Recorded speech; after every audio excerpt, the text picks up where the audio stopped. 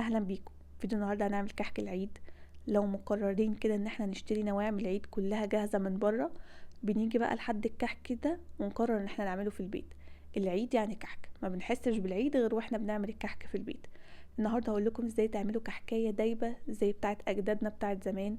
كل النصايح وكل المعلومات اللي انتم محتاجينها عشان تعملوا كحك دايب كده في البيت احلى كتير من الجاهز.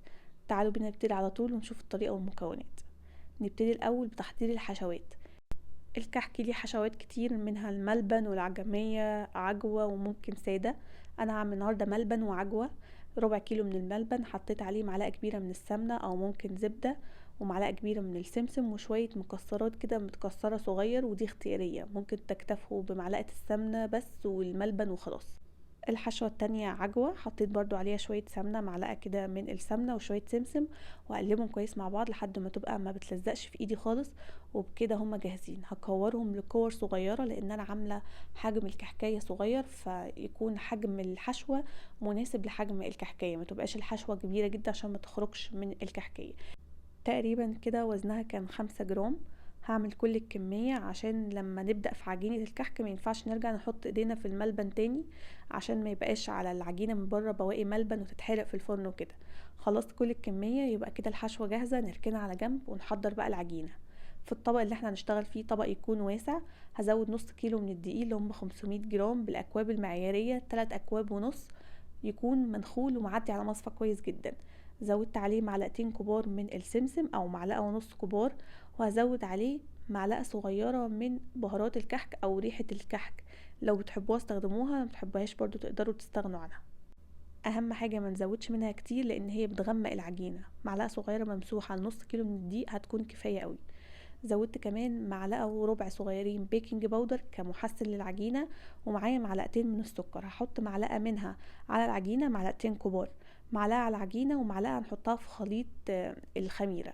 معايا نص كوباية، ربع كوباية مية وربع كوباية حليب، يعني في المجمل نص كوباية من السوائل. زودت عليها المعلقة التانية بتاعة السكر، ومعلقة وربع صغيرين من الخميرة الجافة، وأقلبهم كويس مع بعض واسيبهم على جنب عشان نختبر الخميرة.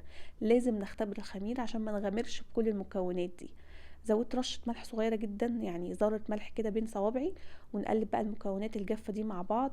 وكده فاضل السمنة. السمنة هنا هستخدم 300 جرام من السمنة. انا عايزة كحكاية دايبة، فهستخدم من النص كيلو دي 300 جرام سمنة، اللي هم ربع كيلو زايدين 50 جرام. طيب احنا عايزين كحكاية متماسكة تكون بتقطم كده او بتقرمش شوية، يبقى نص الدقيق سمنة، يعني نص كيلو دقيق يبقى ربع كيلو سمنة. انا طبعا عايزاها دايبة زي بتاعت جدتي بتاعت زمان، فزودت 50 جرام. هنقسم السمنة نصين، نص هنحطه بارد ونص هنحطه مقدوح. اخدته كده على النار لحد ما يوصل للغليان، وننزله بقى على الدقيق ونشوف بقى الفوران اللي انتوا شايفينه ده. هنا بقى الريحة عظيمة. على فكرة السمنة المقدوحة بتخلي الكحك يعيش فترة أطول وبتحفظه لفترة أطول، يعني لو عايزين كحك يقعد معاكم فترة كبيرة اعملوه كله بالسمنة المقدوحة. وبيكون تقيل شوية بس في نفس الوقت بيحافظ عليه. فعشان كده أنا قسمت السمنة بنصين، نص على البارد ونص مقدوح. النص التاني اللي هو على البارد يدوب بس حطيته في الحلة يدوب من حرارة الحلة، ونزلته على الدقيق هو كمان. وهنبدأ بقى مرحلة البث. لازم الدقيق والسمنة يتبسوا مع بعض كويس جدا، تقريبا 10 دقايق، لحد ما كل حباية دقيق تتغلف بالسمنة كويس. بعد كده بزود عليه خليط الخميرة والحليب اللي احنا عملناه. زي ما قلت لكم، ربع كوباية حليب، ربع كوباية مية، عليهم معلقة سكر، ومعلقة وربع صغيرين من الخميرة الجافة. يكون الخليط دافي، يعني الحليب والمية يكونوا دافيين عشان يشغلوا الخميرة معايا. عايزه اقول لكم كمان انه يفضل تستخدموا ميه من غير حليب. الحليب في العجينه بتاعه الكحك بيخليها عامله زي القرص من جوه كده وطريه شويه، فيفضل اصلا تستخدموا الكميه كلها ميه. انا عملت ميكس ما بين الحليب والميه. يا دوب بنقلب الكلام ده كله مع بعض ومش بنعجنه. انا اصلا مستخدمه العجينه كسل مني مش اكتر، المفروض كل الخطوات دي تتعمل بالايد. فمجرد ان احنا نقلب المكونات مع بعض مش بنعجنها، ومستحيل ندي العجينه بالبوكسات كده عشان ما تكونش جلوتين وتشد معاكم وتبقى ناشفه جدا، تضربوها في الحيطه هترجع لكم تاني. فمجرد ما نحط الميه والخميره والحاجات دي بنقلب العجينه معاها وخلاص كده. ما تزودوش ميه كتير لان الميه او السوائل في العجينه بتخليها ناشفه. مرحلة بقى التشكيل دي انا هسيبها ليكم بالمنقاش بقى والكلام ده. البصامة عندي ما كانتش شغالة خالص، فشغلت دماغي وجبت المصفى وعملت بيها الاشكال اللي انا عايزاها. اهم حاجة ان انتوا تحاولوا تعملوه كله قد بعض. انا كنت عاملة تقريبا وزن الكحكاية من غير حشوة 25 جرام، فكلهم كانوا حجمهم كده صغنطوط وشيك وقد بعض كده زي ما انتم شايفين. الكحكاية اللي ننقشها خلص الصينية تدخل الفرن. اهم نصيحة في الفيديو، الكحك ما بيخمرش.